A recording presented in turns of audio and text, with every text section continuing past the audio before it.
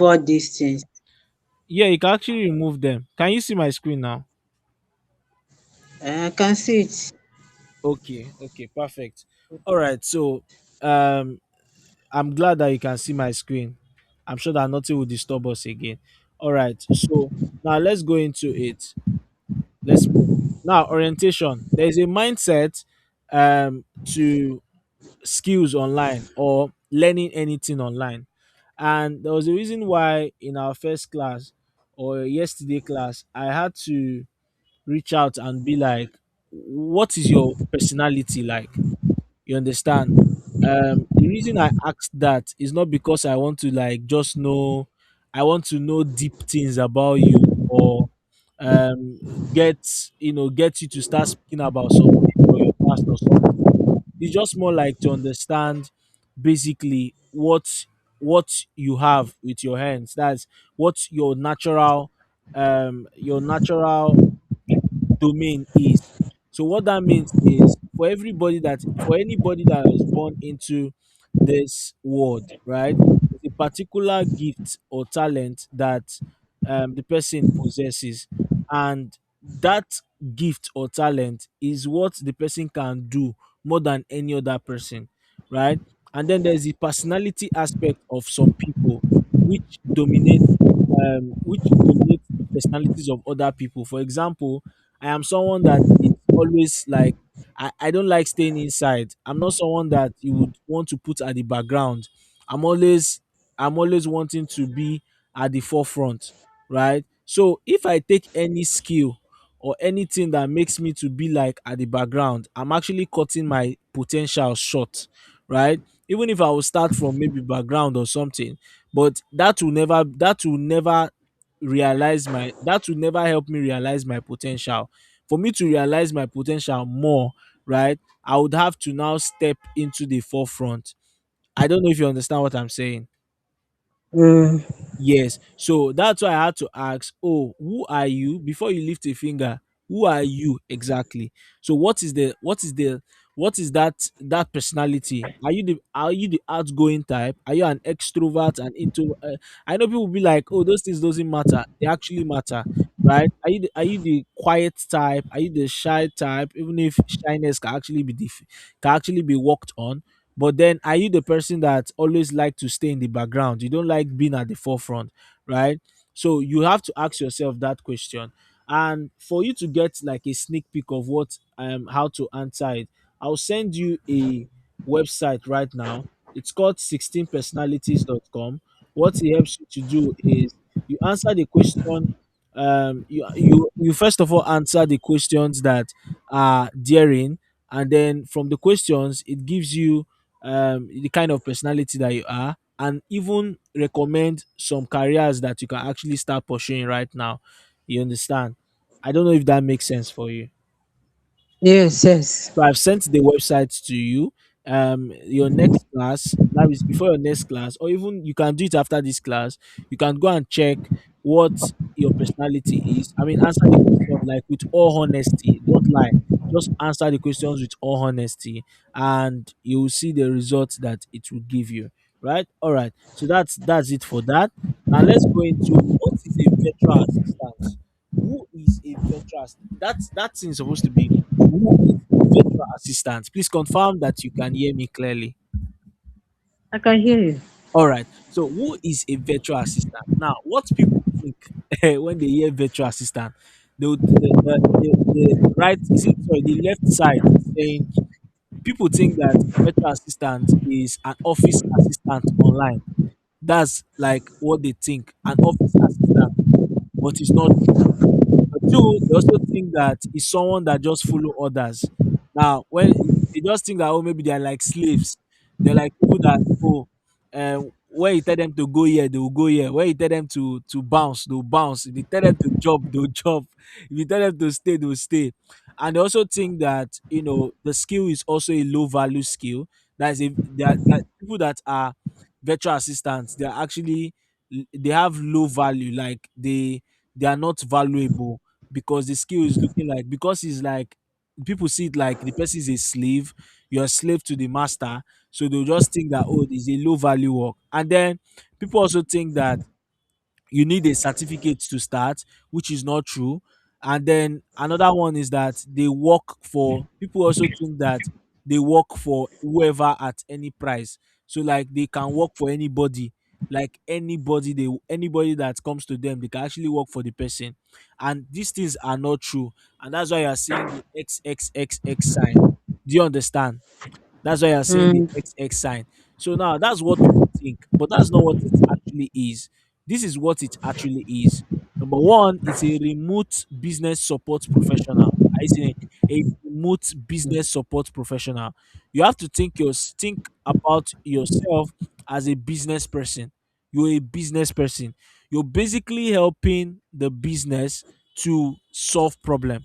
Now we're going to come to that. But then think of yourself as a remote business support professional. You're supporting that business.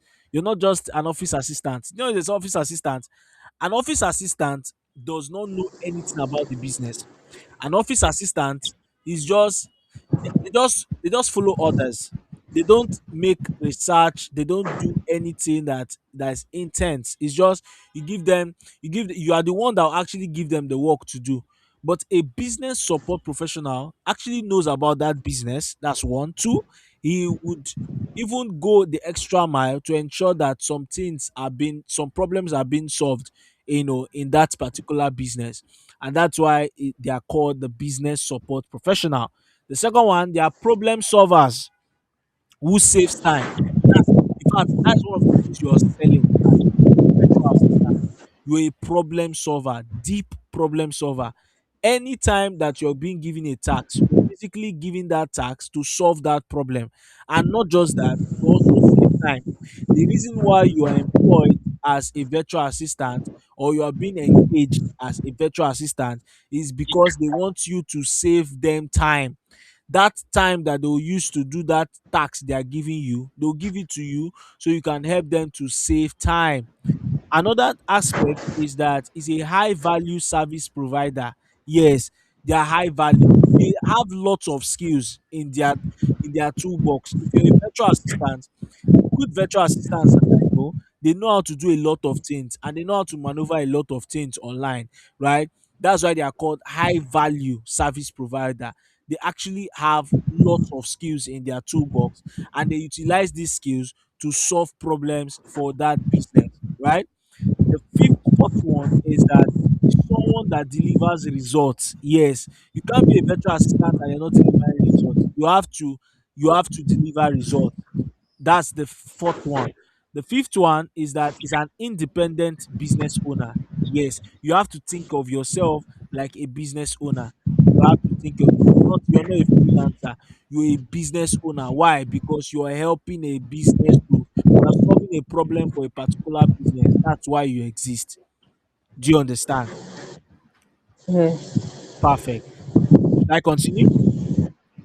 Yes. Awesome. Awesome. All right. Now let's go to the three things that you're selling. What are the three things that you're selling as a virtual assistant? I hope you're taking notes. I hope you know, you're reiterating many of the things I'm saying in your head, in your mind, many of that. Do you understand? I hope you're doing that. Yes. Yes. Awesome. And also, if you have any questions, don't hesitate to stop me or interrupt me. Many of that, right?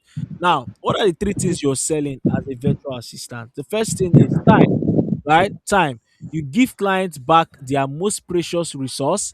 Every task you handle is freedom for them to focus as well. Now, you are a virtual assistant. What you are basically doing is that you are helping business owners to buy back time. You're helping business owners to buy back their time. You want them to focus on the most important part of their business, and you just help them to handle the tasks that they should not focus on. For example, what would like a business CEO be doing by sending emails? He's not meant to send emails or maybe come up with a proposal. Is meant to actually be focused on revenue generation activities. Those activities could be um, writing, posting content, sorry, not posting content, could be um, reaching out to yeah, reaching out to clients, that's going to a client meeting, winning that big deal, relationship building, because it's also part of sales, right? Those are the things they are meant to focus on. So you, your own, what you are doing is you're not helping them to send proposals, come up with research for a particular product, send emails. That's what you're basically doing. And what you are doing is that you're helping them to buy time. I will explain this way.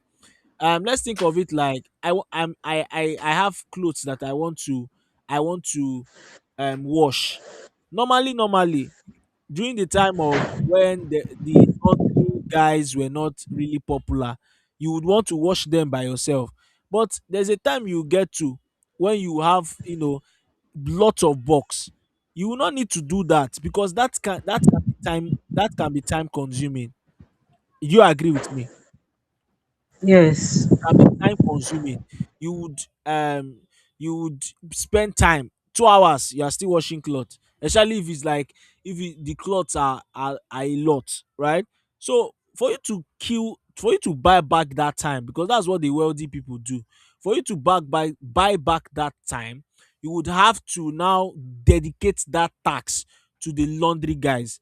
The laundry guys will wash it, take off that burden off from you, and then you now use your 2 hours to do something. I think Not there was an interruption.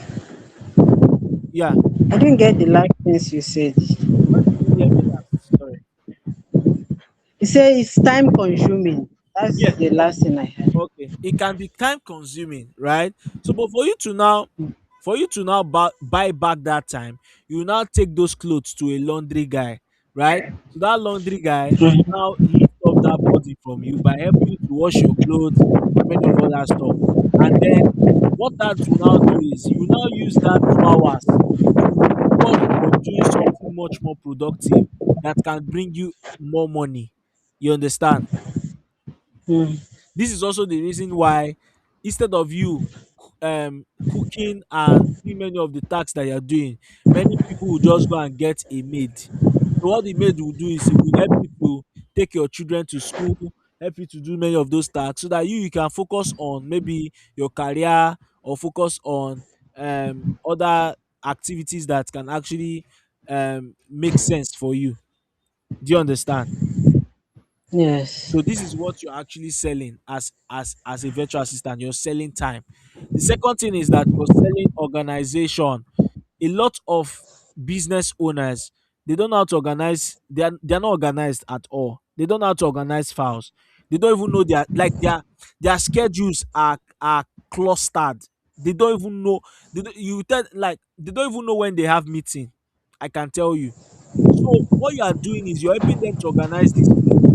For example, their files, they don't even know where their files are located.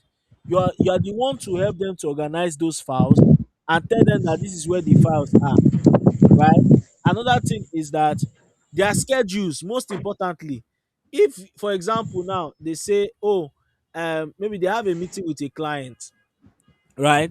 And that client says, okay, can we have a meeting by 12 p.m.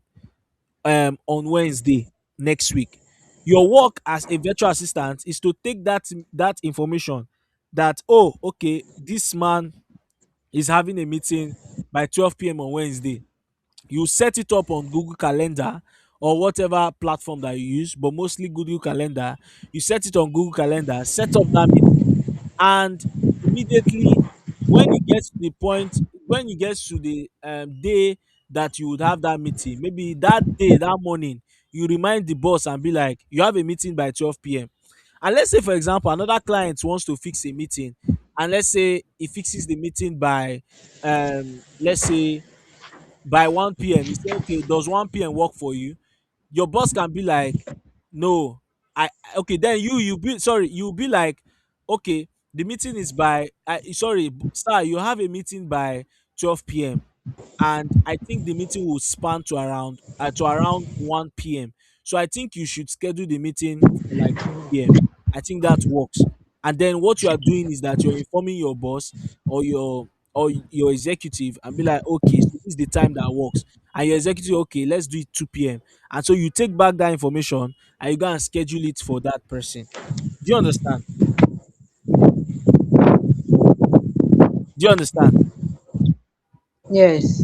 Exactly. Another thing is that you also make things findable. So what that means is you make it easier for people to make it easier for your business executive or the person that you're working with, make it easier for them to find things, make it easier for them to search for things. They should not be looking for where is this file? Where is this file?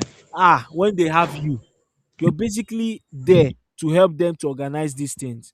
And so that's why you are there. And then the third thing that you're selling is reliability, right? You are showing up every time. Like, you literally have to be online every time. You have to be available every time. There's no excuses. The reason why you are there is because you want to help them, right? Save their time. You want to reduce the stress from them. So you have to be there every time. There's nothing like delay, excuses. No, clients will actually pay you premium for people that they can always count on. If you are someone that they can count on, you help them to organize their tasks, organize many of the things they are doing. They will pay you. They'll pay you well because you are giving them that result. You're helping them to focus on other things. I get it. So you have to be reliable. It's not this one that they'll send you a message by 12 p.m. You are replying by 3 p.m. It's impossible. It cannot work. It cannot work. If they send you a message by 12 p.m., you're meant to respond by at most 12:05 p.m. And this is why a lot of people don't know how to work remotely. It's because they'll send a message by 12 p.m. You're replying by 4 p.m. That's 4 hours. So what were you doing throughout that 4 hours that you cannot reply? I say you're working remotely. So you have to be online. You have to show up every time, every second. You have to reply fast because that's more like you giving them an impression that you're serious and that this person can actually be someone I can trust. Do you understand? Yes. And there you have it. You have your time, organization, reliability. These are things that you will be talking about almost every day. Oh, as a business owner, you I need you to focus on other things that can give you more money. I would help you to do all these little tasks, sending of emails, writing of proposals. I'll help you to do all of that. I'm just giving some kind of example. You understand? All right. So now let's move on. Clients don't care about your certificates. They care about if you can help them work faster. Yes. If you can help them work faster, that's what they care about. They will employ you, but they don't care about how many certificates that you have. They want to know if you can help them to work faster. The reason why they are employing you is to make them to work faster. If you are not helping them to work faster, there's no need you being a virtual assistant. There's no need you being employed. If they are still going to be the ones to be sending emails while you are there, or they are still the ones to help to be doing research when you are there, there's a problem. In fact, you probably need to go and be asking your village people if there's if there's something they did on your head. I'm just joking, right? But it's to just tell you that you are very much important. The reason why you are there as a virtual assistant is that you are helping them to save time and you're helping them to work faster. I hope that helps. Yes. Yes. All right. So let's go to core VA skills, right? Core VA skills. Now, this is like more like the start of core VA skills, right? There are a lot of skills as a VA. There are a lot of skills you need to possess as a VA, but these are like the start. And today we are going to talk about Google Workspace. Google Workspace, right? Remember, I told you that we are going to really explore this thing in our second day class, and this is what we are doing. Now, today we're going to talk about Google Workspace. We're going to look at Google Docs, Google Sheets, Google Drive, and you're going to see all of these things, right? And you even download the app on your phone because you don't have a laptop yet. So you're going to download the apps on your phone, and we'll see what we can do with it. I getting it now. Let's move on. The first thing, let's talk about Google Docs. So Google Docs is more like, have you heard of Microsoft Word before? Mm. Have you heard of it before? Yes, yes, yes. They used to use it to type, Abby. Yes. Awesome. So now that is more like, so Microsoft now. Microsoft. Word is owned by another company, and the company's name is Microsoft. Do you understand? Okay. Then Google Docs is owned by another company, and the company is called what? It's called what? I don't know. Yeah? It's called Google. Awesome. It's Awesome. called Google. Yes, because I want the class to be conversational. So I want you to I want us to be interacting. So it's called Google. So right.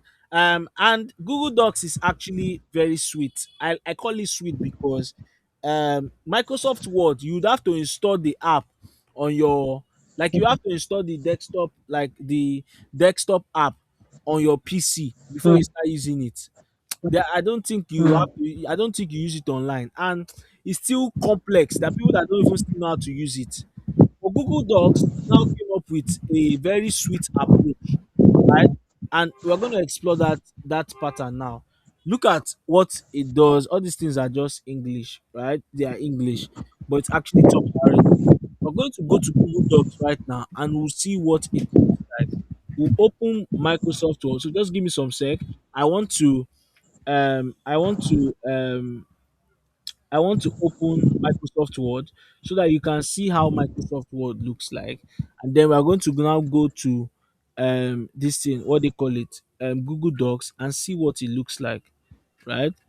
Microsoft mm. Word. By the way, I hope you're enjoying the class. Yes, yes, yes. Awesome. All right. So now let's come to Microsoft Word. I'm going to open a blank document. Okay. So I'm going to now share my screen. So I'm going to stop sharing this screen right now.